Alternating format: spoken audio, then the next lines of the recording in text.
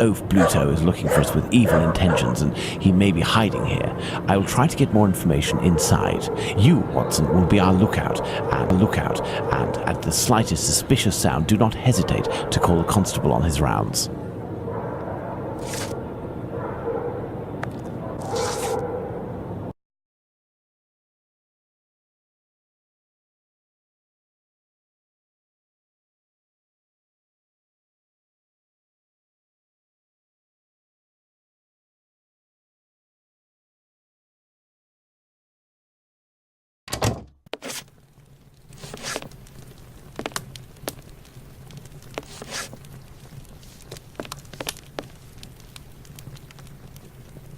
Good evening, Mr. Bullock. We know each other? No. However, I have some information that may be of interest to you. Talk, my friend. A pint for you if what you say is worth something. Does it have to do with the Whitechapel murders?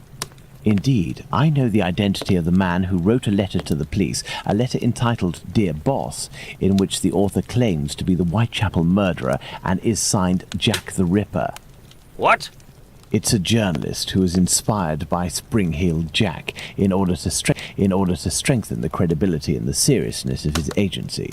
This new Jack will give him some first-hand information that he, in turn, will dole out sparingly to the authorities, as well as some carefully distilled indiscretions that the big papers will come to beg of him. He plays both sides off against one another and becomes the chief orchestrator of the rumour. He wrote this letter in this very spot, and he has red ink on his fingers. Like you. What exactly are you after, my friend? You've been threatening a certain Squibby to distribute a telegram naming him as a possible suspect in these murders in revenge for an old feud. I would suggest you don't write this note, and that you leave Squibby alone. I'd forgotten about the existence of that rapscallion. I threw that at him when I was visiting the station to get the dope. You should have seen his face. You must also stop sending these letters that waste the authorities' precious time. Right, well, I don't even know what you're talking about. I have a great relationship with the Bobbies. Just ask around. I don't have to answer to nobody.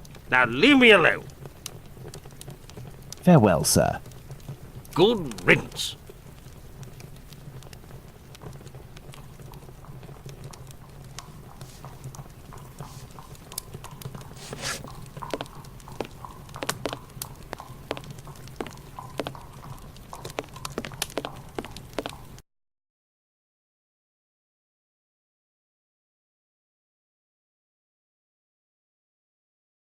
Let's hurry to the police station, Watson. We are close to our goal. Squibby will be able to reveal what he knows about Tumblety.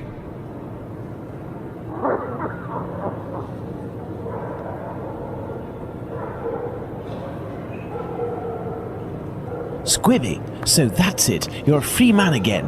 We were just coming to the station to find you. Yeah, the Bobbies agreed to let me go, and I came to see Bluto before ferreting you out. So, you've seen the newspaper man? Yes, he is in the pub and everything is taken care of, but I'm waiting to hear what you have to say about Dr. Tumblety. Okay, but we have to be quick. One night, I goes to see Bluto in his hideout that ain't far from the boarding house where this Tumblety bloke has a room. I see him coming in too. He must have been on one real binge. To the point, the Tumblety fella was there, and he smiles at me, all nice like. He tells me he's a great Yankee doctor, but my business interests him. I'm interested, I tell him, but I'm not the type to just jump right in without getting to know a person, see? He invites me around to his room to talk business, just him and me. We empty a bottle or two, and all of a sudden, like, he wants to show me what he's got in this big trunk that he always carts around places.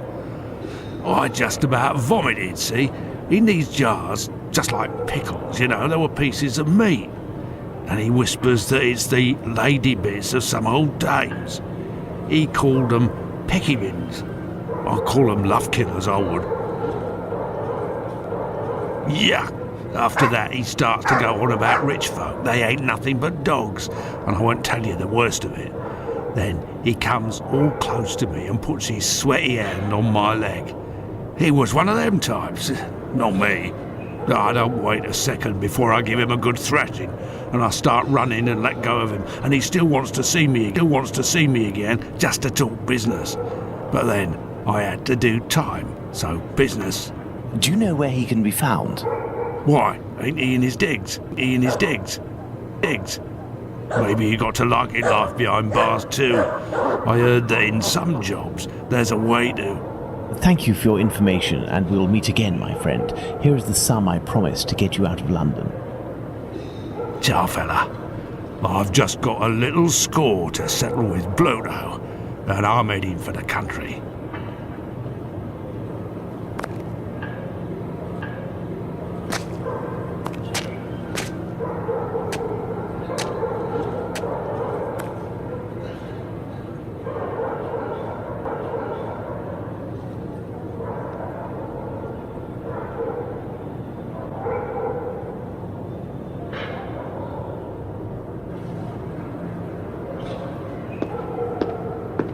Lipski!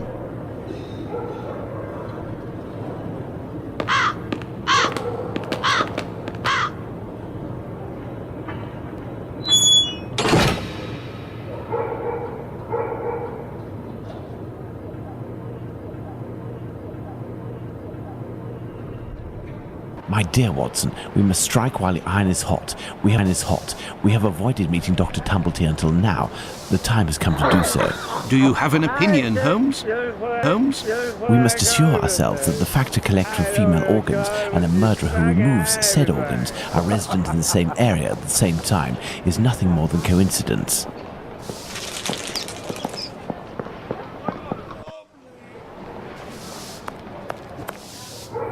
I thought that you wouldn't bring me back your keys. Oh, it's you, Mr. Holmes. Good evening, Dr. Watson.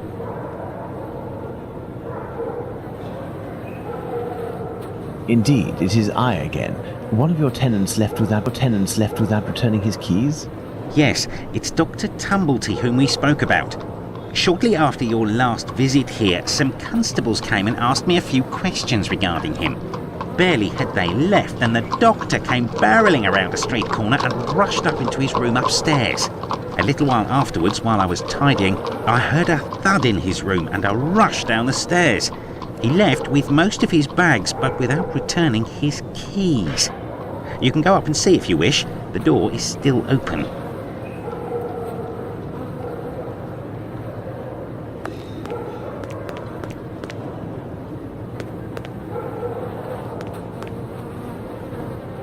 Careful, Watson. Do not walk around here until I've inspected these marks. I know, Holmes, I know. I understand your methods.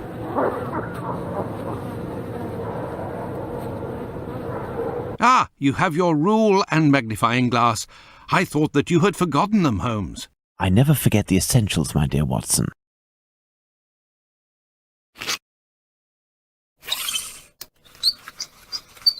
Size 13. Right foot, light trails. The man was running. Right foot, light trails. The man was running.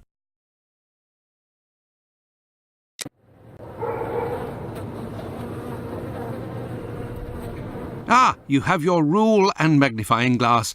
I thought that you had forgotten. I never forget the essentials. This isn't water. Going by its sticky texture and odour, I'd say we're dealing with formalin. These are the footprints of a tall man who had recently stepped in formalin and who left this room in a hurry. Well, can I walk on it and enter the room now, Holmes?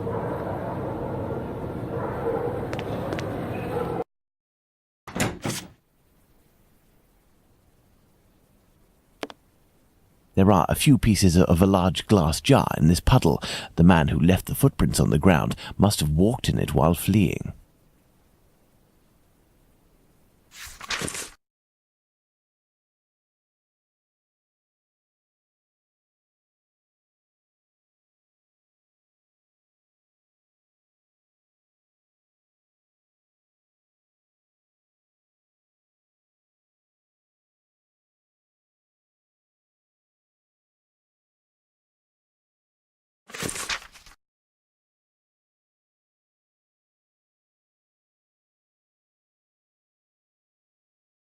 This Dr. Tumblety seems to be attracted to men more than women. That much is clear. So, the doctor has a handgun, and he would use it to restrain young men, perhaps.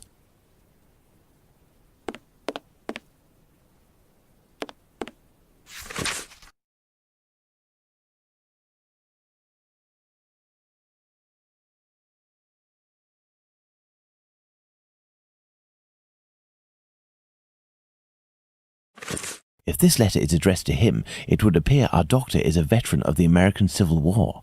Vicksburg is the key. Now, that is interesting.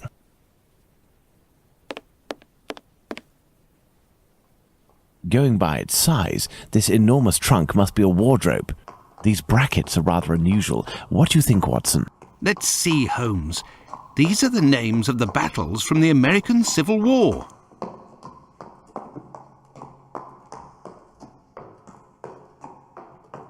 Let's see, 5 latches, each fitted with a 6-number combination system.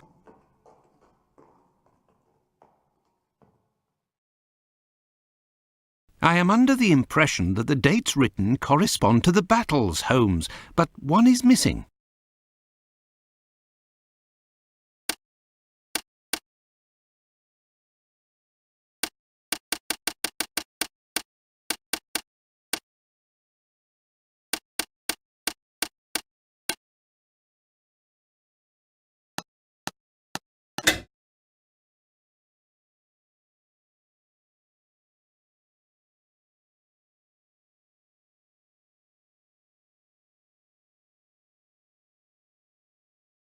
I am under the impression that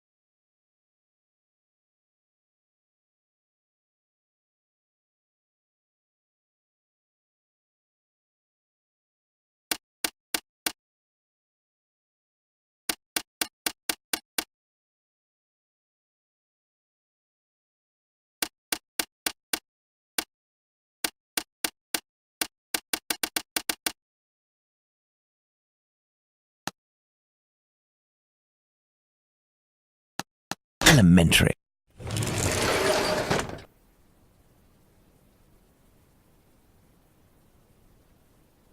this is dreadful, Holmes. This trunk contains 4 jars in which organs are floating. Watson, can you tell me at a glance what these organs are? I would say that they are parts of female reproductive organs. Are these specimens fresh? No, and I am quite certain of it. From the colour and appearance, I'd say these organs have been in these jars for several months, if not years. Let's go to Baker Street.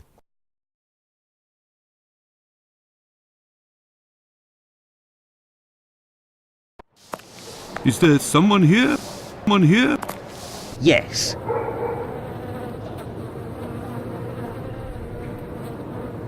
What's going on, Finley? You seem to be in a panic. The two police officers wanted to know if someone suspicious had entered here. The Whitechapel killer has struck again, and if I understood correctly, he killed 2 women in the past few hours. Where? I don't know. The police didn't tell me anything. Quick, Holmes, we must catch up with them. Certainly not, Watson. Mr. Finley, do you know if the doctor had any other pieces of luggage up there apart from this trunk? 1 or 2, I think. Do you take care of the doctor's laundry? My wife does laundry for the tenants once a week. The sheets likewise. Would you be kind enough to let us know as soon as possible if the doctor shows up again? Certainly. I'm just worried that he won't be back, you see, and I'm annoyed about my keys. Holmes, I don't follow.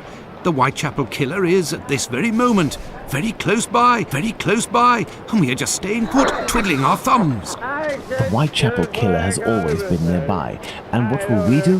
Go back to the scene of the crime or crimes and mix with the onlookers and trample the crime scenes even more? No, our time will come. Let's return to Baker Street. Let's go back to Baker Street. Home, sweet home.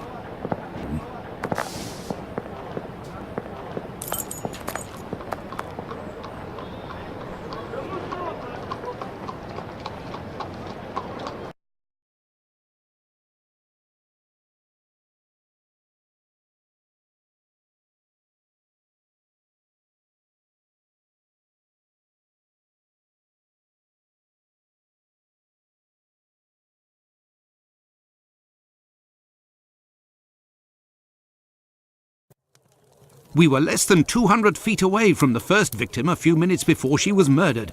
We might even have heard the murderer's voice, and we haven't done a thing for the past week.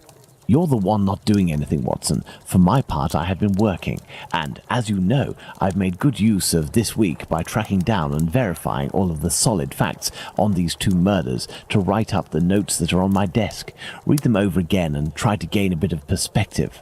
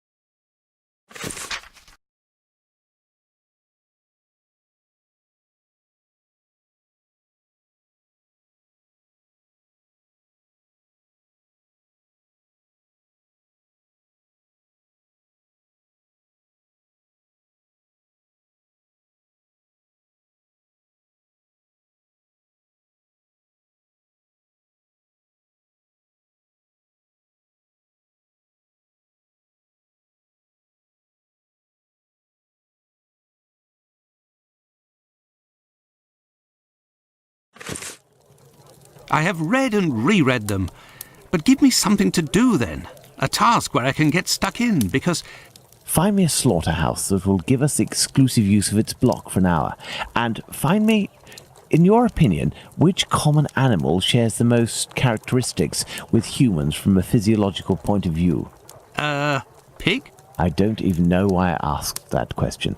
Pray, find a dozen fresh pig's heads, Watson. Not big heads, I prefer small ones. Sows?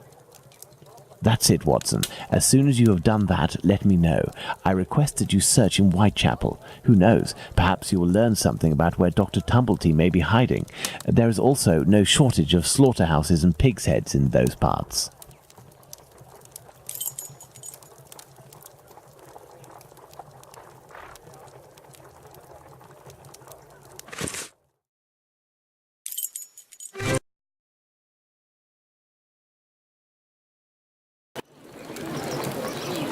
What a ridiculous idea to have asked Holmes for something to do. Where on earth am I going to find what he wants? Perhaps that kind Lucy will be able to help me. Good evening, Lucy. But is something wrong? Good evening, Dr. Watson. Yes, it's my uncle. He's no longer with us. Please accept my condolences, miss. Thank you, Doctor. But why are you here? Can I help you? My request may sound rather strange, but do you know if there is a butcher's or slaughterhouse in the area where pigs are killed? Yes, Fletcher's the man.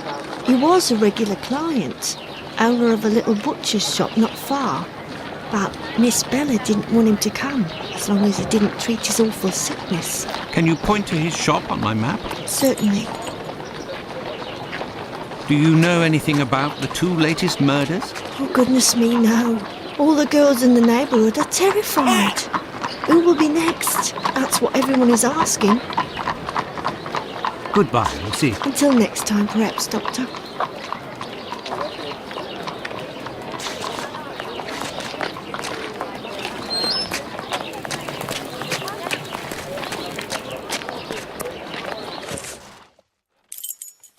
Ah, there's Fletcher's butcher shop. Closed due to illness. If the proprietor is ill, the butcher's block is probably not being used. Perhaps I can use it. Now, where could a sick butcher have got to?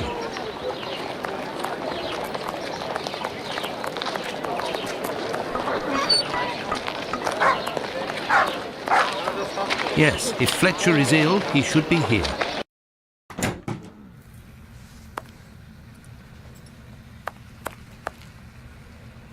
Good evening, Dr. Watson. Good evening, Dr. Gibbons. I have come to see you because I was wondering if, by any chance, you happen to have a patient by the name of Fletcher, a butcher who would have relinquished his shop due to illness. An illness caught during nocturnal encounters, if you catch my drift. Fletcher is one of the regulars at the clinic. Mercury treatment against syphilis. A night with Venus, a lifetime with Mercury. He left London a fortnight ago for the fresh country air. Why is he of interest to you? Oh, no reason. I'm more interested in using his shop, only for an hour or so. Would he have left his keys with family in the area? He has none left, but he must have left Hardiman, the cat's meat seller, to oversee his shop. They're in business. They're good friends. Do you know where he can be found? No, but wander around the neighbourhood and listen for his beeps. He often passes in front of the clinic. Besides,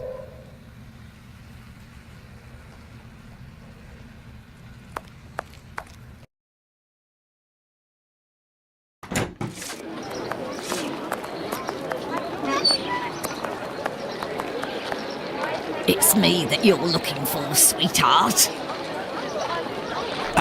Actually, no. I am looking for the cat food seller, Hardiman. Hardiman? Poor Hardiman? It isn't quitting time for him yet. That gives me some time to wander the streets before he shows up, and with him all the cats hereabouts. Do you know where he lives? Sure, and for a copper I might even tell you. Here are a few coins. You're too kind, Governor. Well, these days I knows that he lives with his mammy on Hanbury Street, in the same place where Dark Annie bled to death. Why did you call him poor Hardiman? He's in grieving, of course. Just a few weeks ago he lost his wife, and 3 months before that his girl, poor fella. He was in tatters, even came to cry on my shoulder, believe it or not. Well, I must leave you. I must go to Hanbury Street.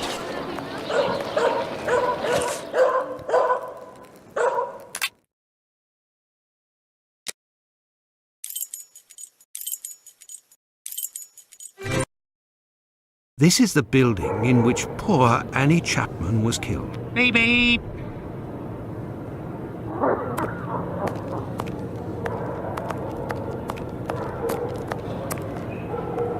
Beep beep.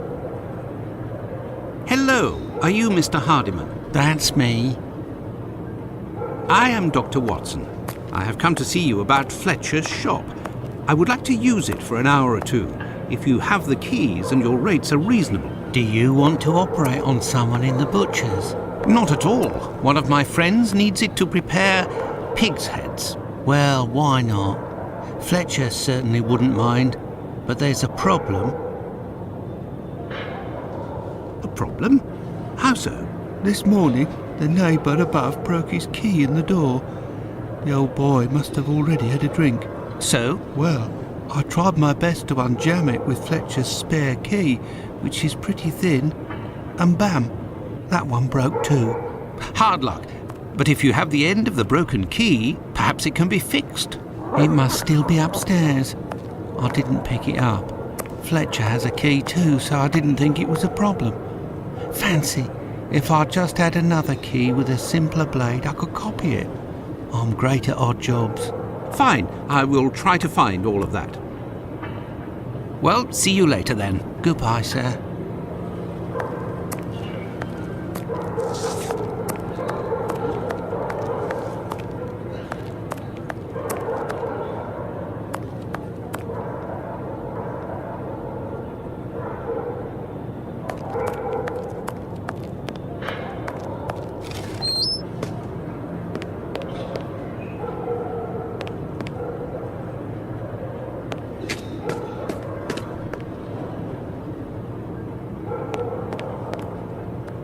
Oh, no. But what a... how dreadful. Where can I find a key with a simpler blade? On a worthless door, perhaps? My word! These are innards. Kebabs, the same as Hardiman's. So he prepares his meat here.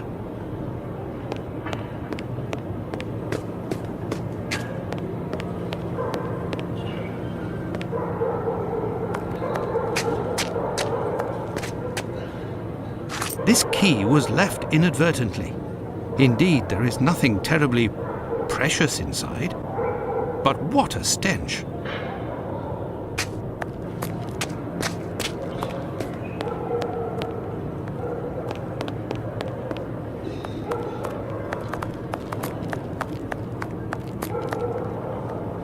Have you found everything I need to remake the key? There you go. I think you'll manage with all of this. I'm sure I will, sir. It won't take me long.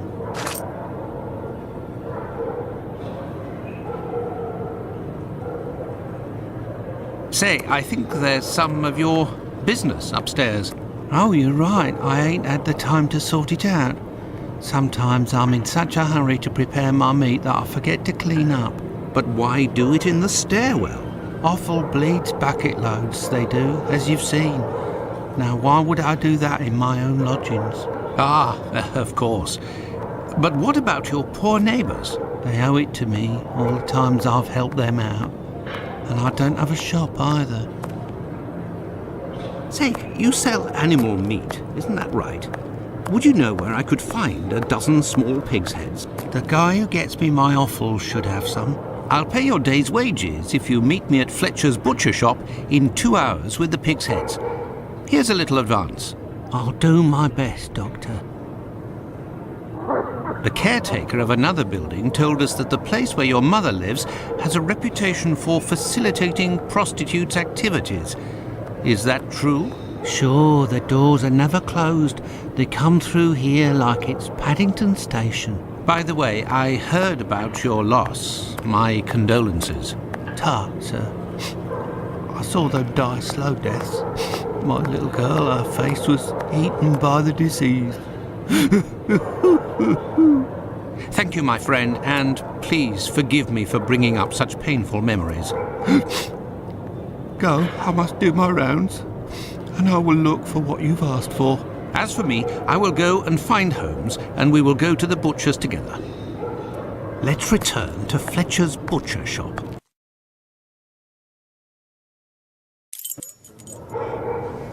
Your heads are on the block inside. Say, you wouldn't be the same chap who bought my whole load the other day. It's possible, but if you want to continue to do business together, you mustn't speak of my presence in the area to anyone. Don't worry, my lord. I'll be as quiet as a church mouse.